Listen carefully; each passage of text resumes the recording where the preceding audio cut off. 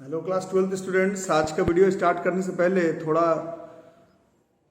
बता दिया जाए कि सीबीएसई क्लास 12th बोर्ड्स का रिजल्ट आ गया क्लास 12th का। और जो लोग मेरे साथ जुड़े हुए मेरे वीडियो के साथ, मेरे चैनल के साथ, उन लोगों को ये मालूम रहना जरूरी है कि अभी तक जो रिजल्ट हम लोगों को पता चल रहा है उसमें ऑलरेडी 17 प्लस स्टूडेंट्स को 90% से ज़्यादा सीबीएसई बोर्ड्स के साइंस स्ट्रीम में मार्क्स आ चुका है सो फार। इसीलिए क्योंकि अभी भी डीएवी और सेंट कैरेंस के स्टूडेंट्स का रिजल्ट्स अभी तक मेरे हाथ में नहीं आया, और जितने स्कूल्स का आया उसमें ऑलरेडी 17 प्लस स्टूडेंट्स का 90% से ऊपर सीबीएसई बोर्ड्स पे मार्क्स आ चुका है। टॉप में जया कुमारी अभी तक है अपने बैच में से, इस बैच में से she got 94.8% in class 12 physics and मतलब class 12 science stream. Anurag Kumar 94.4% and Abhinay Prasad 93.2%। और बताने की तो जरूरत ही नहीं कि मैथ और फिजिक्स दोनों में 95 कंसिस्टेंटली आया है।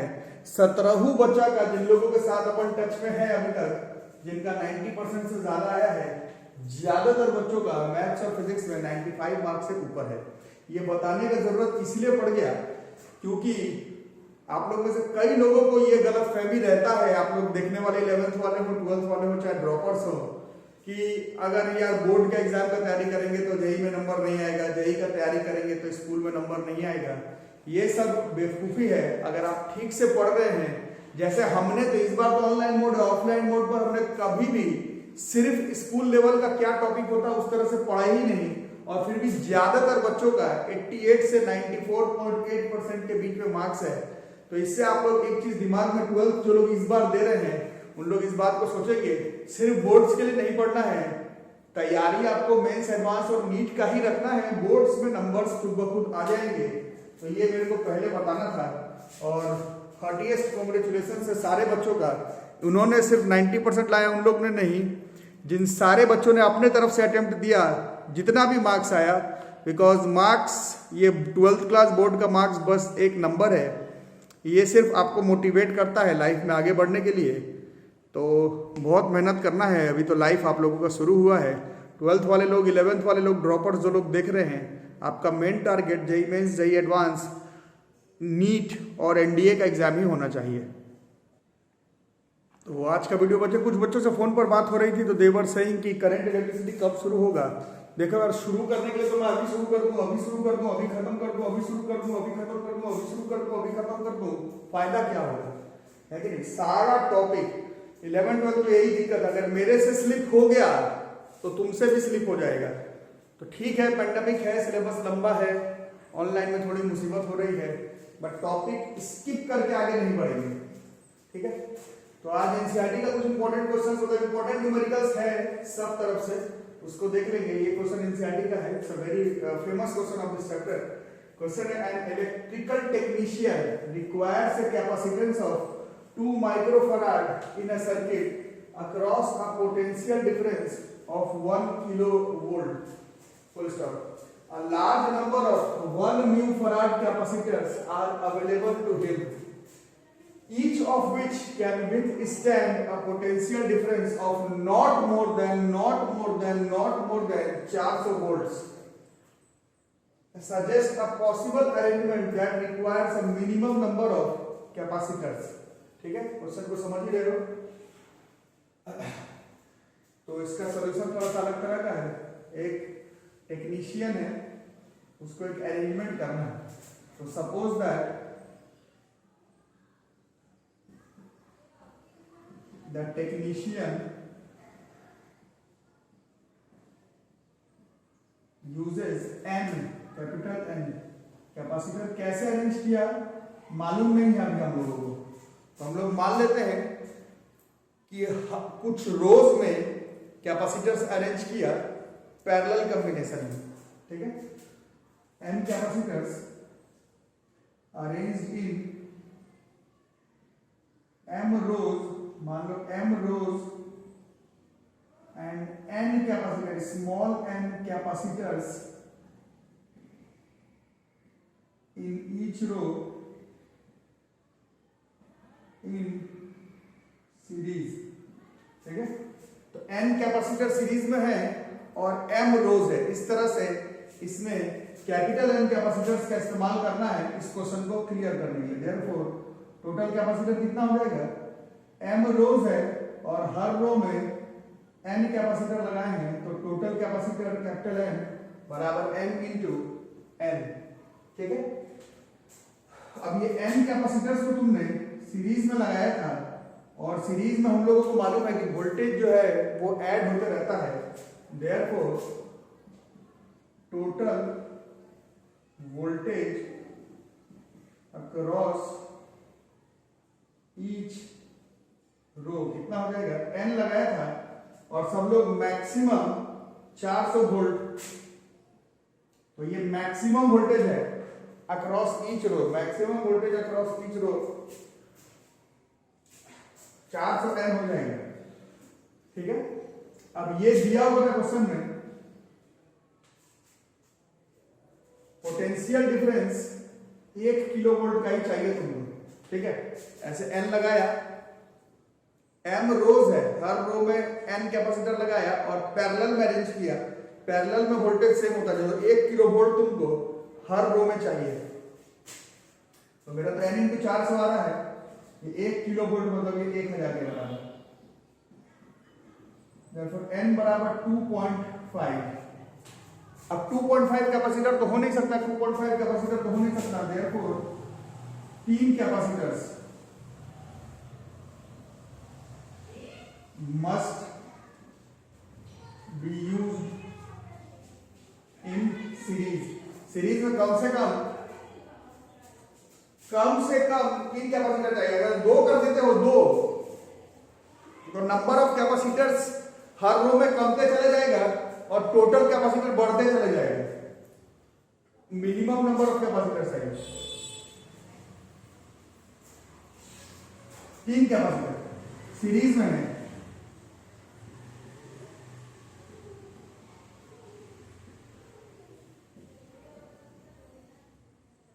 तो 1/CS, C सबका 1 म्यू फराड है, सब 1 म्यू फराड का ही है। 1/1 1/1 1/1 1/CS 3, देयरफॉर CS बराबर 1/3 माइक्रोफराड। मतलब CS जो है मतलब हर रो में कैपेसिटेंस 1 माइक्रोफराड और पैरेलल में ऐसा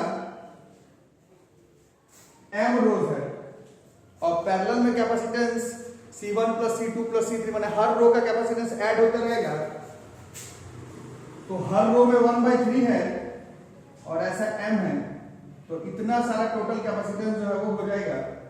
और ये टोटल कैपेसिटेंस हम लोग को दिया हुआ था 2 माइक्रोफराड से ज्यादा नहीं होना चाहिए, मतलब ये 2 ही है। देयरफॉर m बराबर यहां से 6 रोज हो जाएगा, तो 6 रो है और हर रो में 3 कैपेसिटर है, n की वैल्यू 3, m की value 6, therefore capital N minimum में 6 गुना 3 18 कैपेसिटर्स। इस क्वेश्चन को एनसीईआरटी का ही क्वेश्चन है, कई बार आपका सब तरह के एग्जामिनेशन में इस तरह के क्वेश्चन को इसी तरह से अप्रोच करना है। इस क्वेश्चन में मिनिमम 18 कैपेसिटर तो चाहिए ही चाहिए, लिख लो।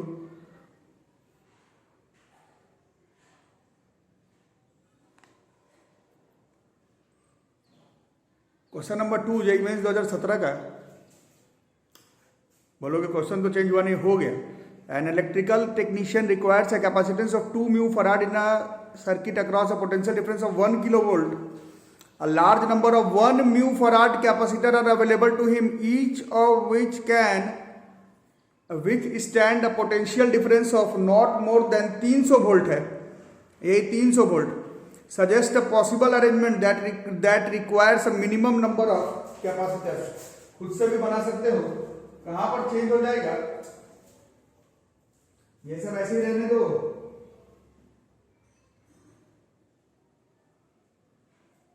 Total voltage across each row n into 300 और ये अभी भी 1000 है, n बराबर 3.33, मतलब इस बार 4 हो जाएगा।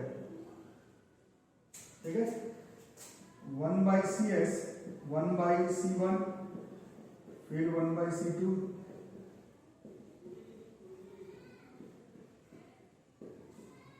4/1 ही है, तो दिस CS इस बार 1/4 माइक्रोफराड हो जाएगा।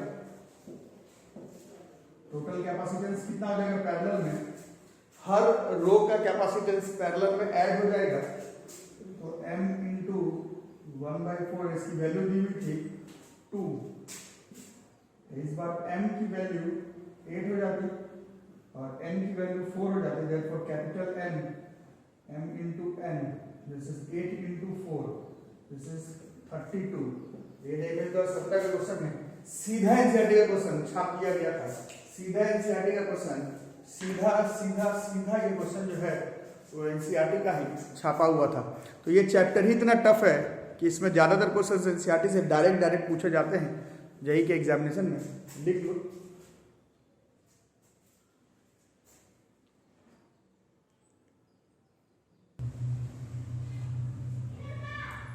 नेक्स्ट क्वेश्चन देखो, एनसीईआरटी का ही है।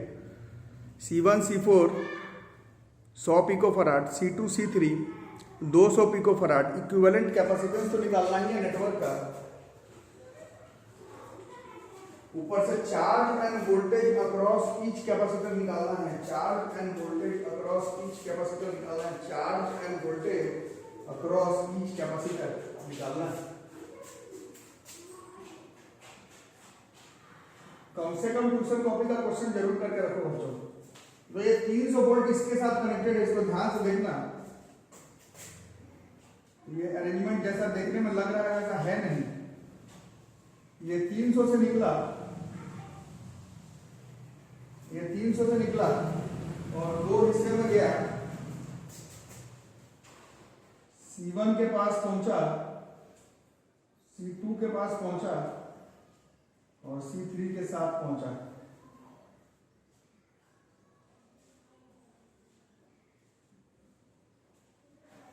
ये अरेंजमेंट हो जा रहा है और ये यहां से यहां तक 300 वोल्ट, ये अरेंजमेंट है, 300 वोल्ट का अरेंजमेंट है।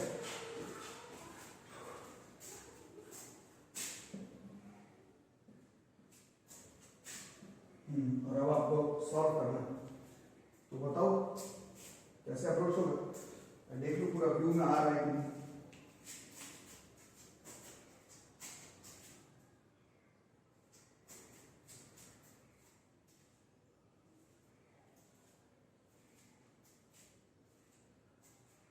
सबसे पहले ये दोनों सीरीज में,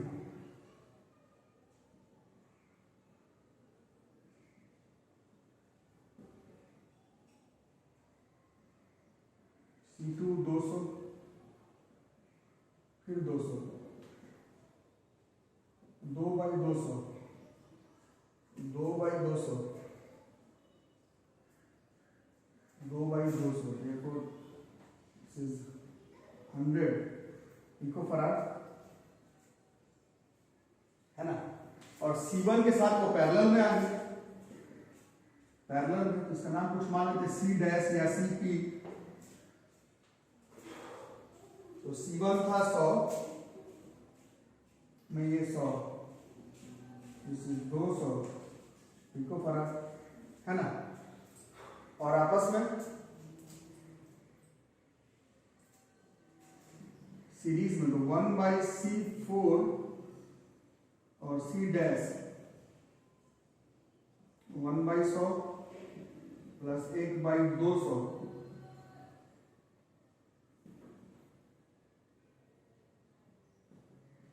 100 200 का 200,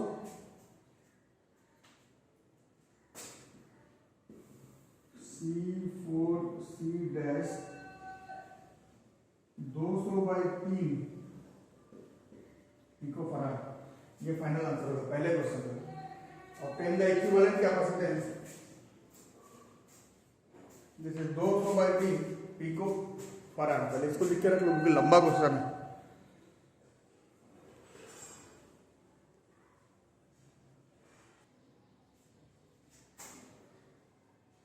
अब आगे अप्रोच करते हैं।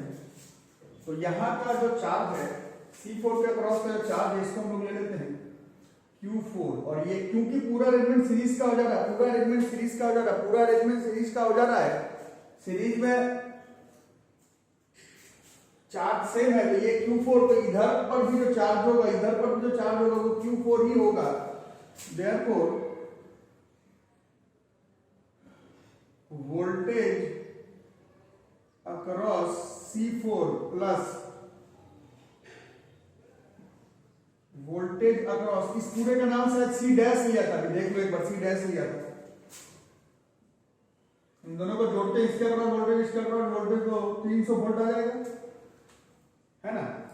इसके अक्रॉस का जो वोल्टेज होगा Q बराबर CV, तो V बराबर Q4 by C4 plus Q4 by इस पूरे का C का कुछ C डैश डायग्राम था, this is 300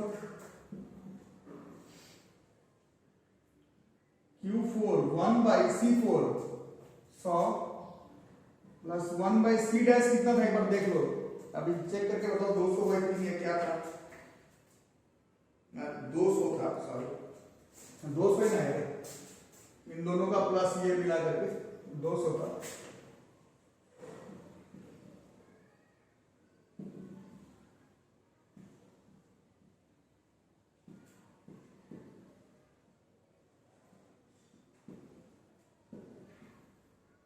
Q4 200 into 100,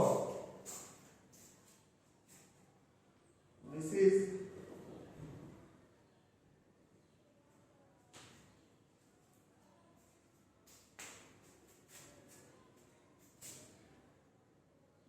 pico farad में था ना, ये पिको फराड में था, ये 200 है बट ये पिको फराड में था, 10 की पावर -12 भी होगी, है ना, ये दोनों तो पिको फराड में था। तो 200 इंटू 100 इंटू 10 की power -12, therefore Q4 is 2 into 10 की पावर -8 कूलम। तो ये अभी फिलहाल Q4 का वैल्यू आ रहा है, लिखते रहना क्योंकि एक पॉइंट पे हो नहीं पा रहा, मिटा मिटा के करना है, मिटा मिटा के करना है, मिटा मिटा के करना है, या फिर थोड़ा सा इस व्यू में देख लें। Q4 तो आ गया, वोल्टेज अक्रॉस C4 भी शायद निकल ही जाएगा,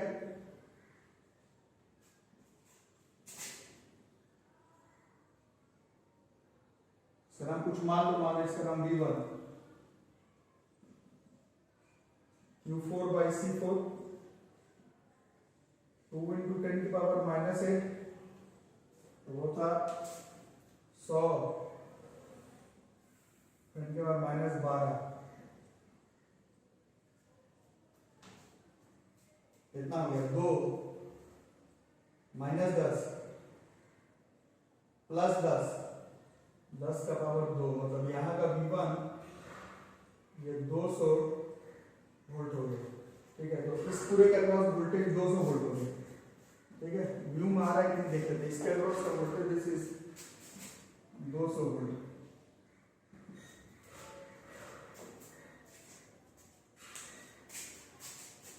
एनसीईआरटी का क्वेश्चन है, बताना मेरा काम है, सीधा करंट इलेक्ट्रिसिटी शुरू करना पॉसिबल नहीं है। अब वोल्टेज अक्रॉस, इसका नाम C डैश लिया हुआ है, इस पूरे का C डैश, तो नाम V2 मान लेते हैं, तो Q4 बाई C डैश निकल गया, टोटल 300 था, ये 200 वोल्ट गया, निकालने पर भी उतना ही आएगा, दिस इज 100 वोल्ट। इस पूरे का क्रॉस 100 वोल्ट है, ठीक है, इस पूरे का क्रॉस 100 वोल्ट है।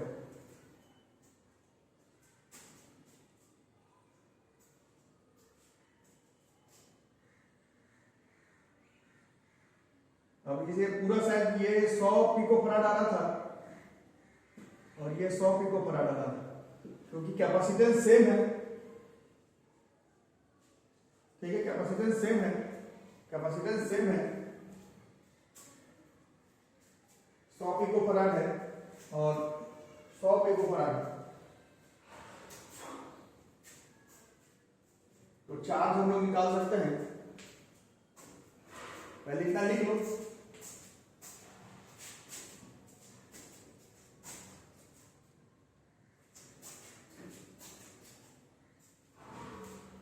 कुछ और भी होता है पैरेलल में वोल्टेज सेम होता है। जो 100 वोल्ट निकाले हो, ये 100 वोल्ट इसके अक्रॉस भी आएगा और इसके अक्रॉस भी आएगा। देयरफॉर वोल्टेज अक्रॉस C1, तो Q1 मतलब Q का पता नहीं है इसमें कितना होगा, bye C1।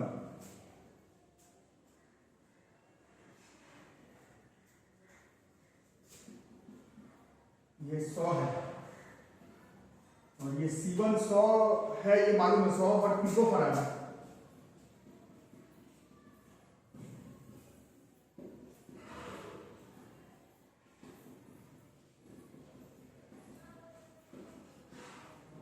Q voltage across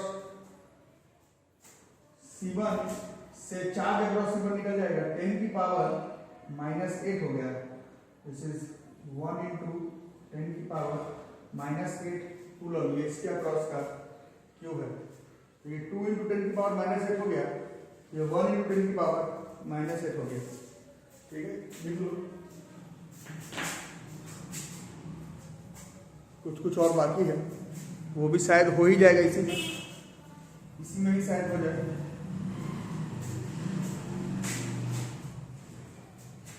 तो यहाँ पर 2 × 10 की पावर -8 और यहाँ पर 1 आ गया, और क्योंकि थ्रू आउट में Q4 ही था, थ्रू आउट यहाँ पर Q4 है, सीरीज का क्वेश्चन तो इसमें भी Q4 ही आ रहा था।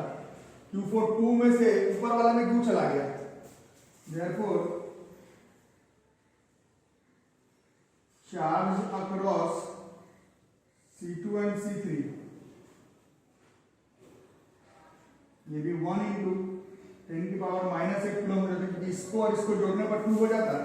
और क्योंकि ये दोनों आपस में सीरीज में है, तो दोनों में 1 × 10 की पावर -8 कूलम और 1 × 10 की पावर -8 कूलम ही चला जाता है। 1 × 10 की पावर -8 कूलम ही चला जाता है। ठीक है, तो Q2 Q3, इसका नाम Q2 Q3 जो भी नाम मानना है, Q2 Q3, ये दोनों 1 × 10 की पावर -8, इसके अक्रॉस 1 × 10 का पावर -8, इसके अक्रॉस 2 × 10 का पावर -8, इसके अक्रॉस 200 वोल्ट पैरेलल में है, 100 वोल्ट और इस 100 में भी कैपेसिटेंस सेम है, तो इन दोनों में 50 वोल्ट और 50 वोल्ट इन दोनों का अक्रॉस चला जाएगा। देयरफॉर V2 50 वोल्ट हो जाता, मतलब इसके अक्रॉस का भी समझ में आ रहा है। 100 पैरेलल में है, ऊपर भी 100 नीचे भी 100, अब 100 में इन दोनों का कैपेसिटेंस बराबर, तो 50, ये V2 भी 50 वोल्ट और ये V3 भी 50 volt. 200 volt, 100 volt, 50 volt, 50 volt, 2 × 10 की पावर -8 कूलम, 1 × 10 की पावर -8 कूलम, 1 × 10 की पावर -8 कूलम, 1 × 10 की पावर -8 कूलम, और इक्विवेलेंट कैपेसिटेंस 200/3 या जो भी आया था थोड़ा पहले, हाँ 200/3 ही आया। It's an interesting question, NCERT का ही है, एनसीईआरटी का an interesting question of NCERT book, NCERT का ये एक इंटरेस्टिंग सवाल है। नोट कर लो।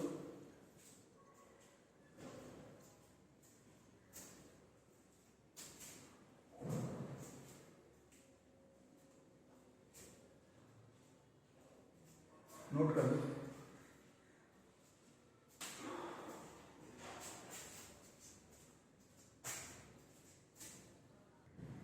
इस चैप्टर में मैक्सिमम बार यही वाला क्वेश्चन रिपीट हो गया। This is the most important question that has been repeated many a times in your entrance as well as board examinations of the topic capacitance।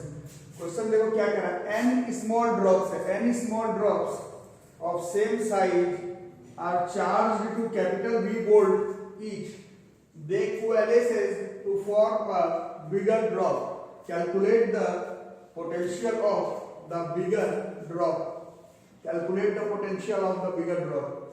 ठीक है, क्वेश्चन तो आ ही रहा होगा समझ में। सॉल्यूशन देखो, let R be the radius of each small drop.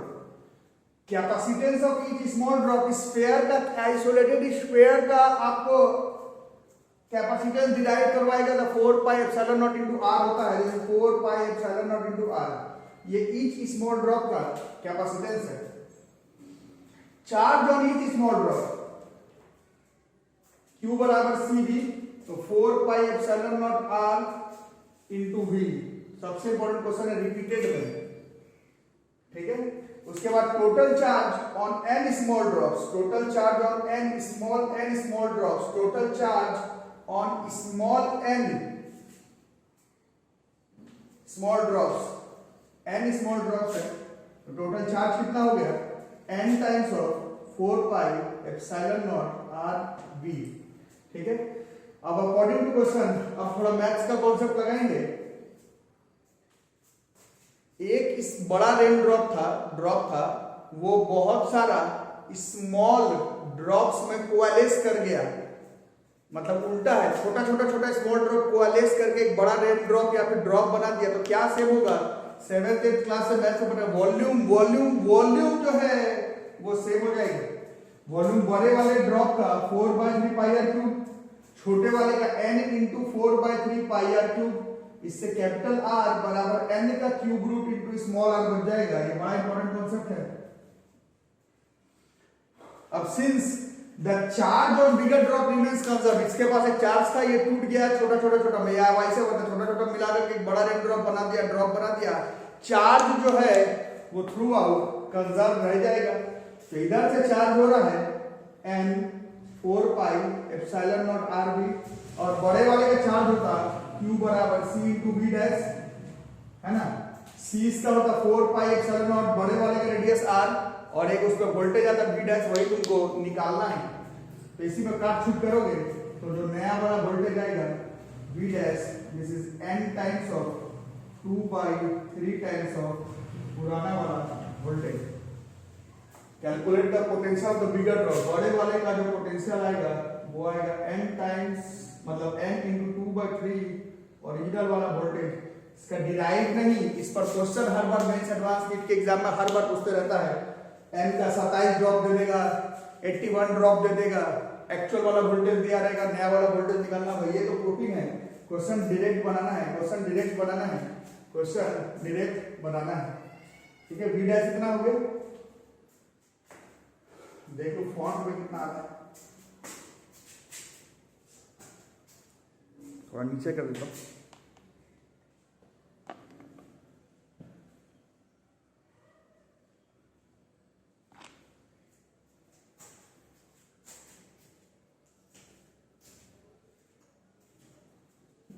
अब इसी कॉन्सेप्ट को आगे बढ़ाते हैं। Q सेम होगा। अब Q के जगह पर कैपेसिटेंस के बारे में अगर बात करें, Q बराबर CV, है ना, तो CV नया वाले का C dash V dash, Q same रह जाता, है ना। तो ये Q तो आप लोग देख ही रहे, इतना आ रहा था।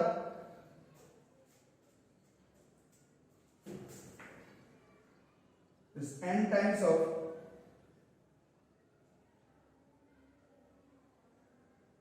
एक स्मॉल ड्रॉप, मतलब n टाइम्स ऑफ CV होता, एक छोटे वाले का वोल्टेज C डैश, ये V डैश, ये C डैश, और V डैश की जगह पर n 2/3 टाइम्स ऑफ V, ये V भी कट जाता, ये C डैश इज, अब इसको मैनेज करो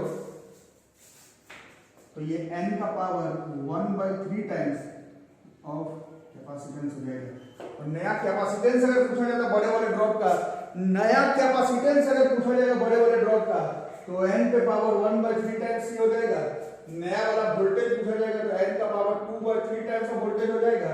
और नया वाला चार्ज पूछा जाएगा तो n टाइम्स ऑफ ओरिजिनल वाले का चार्ज हो जाएगा। ये तीन चीज आपको जानना है।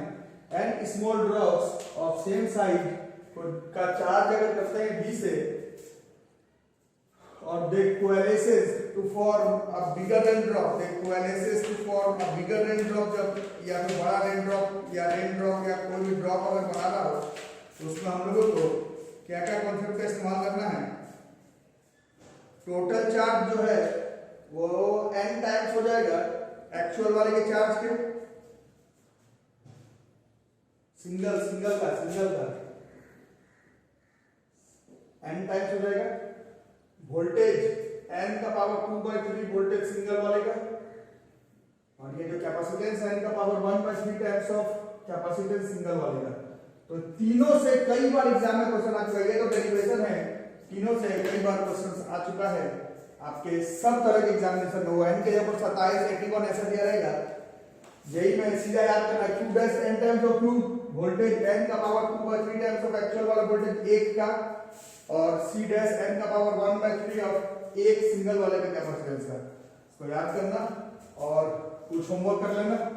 कुछ होमवर्क, इलेक्ट्रोस्टैटिक शील्डिंग,